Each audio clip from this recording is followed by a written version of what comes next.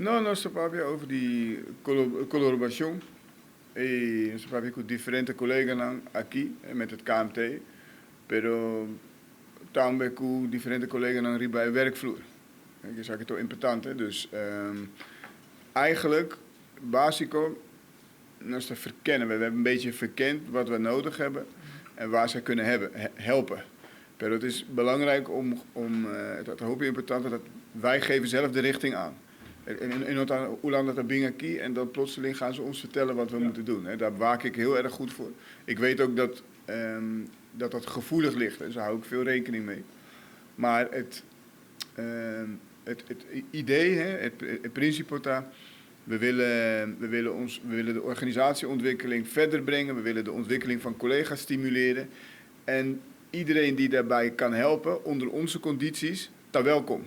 Dus, en dat is solo Hollanda. Ik doe ook zaken met Miami, met de Miami Date.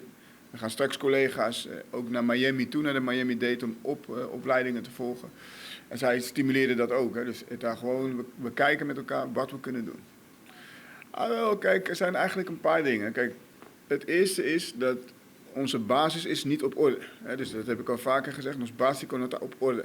En met basis bedoel ik de mensen, dus onze sterkte, de politiesterkte. We moeten meer mensen hebben en we moeten reageren op de uitstroom. Dus we hebben klassen nodig, we moeten mensen kunnen werven. We moeten zorgen dat we mensen en middelen, dat betekent gewoon auto's.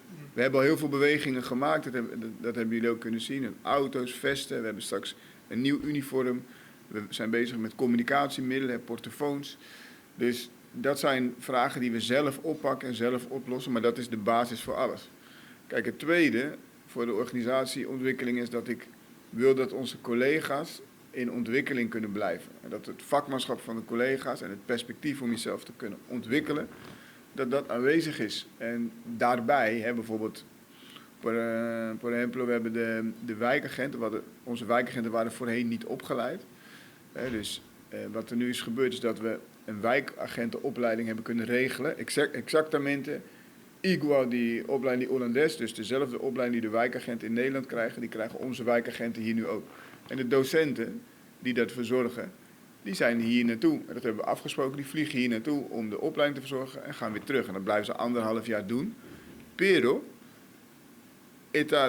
dezelfde opleiding als Hollanda, pero aangepast op onze context. Dus wij vertellen ze wat voor ons belangrijk is.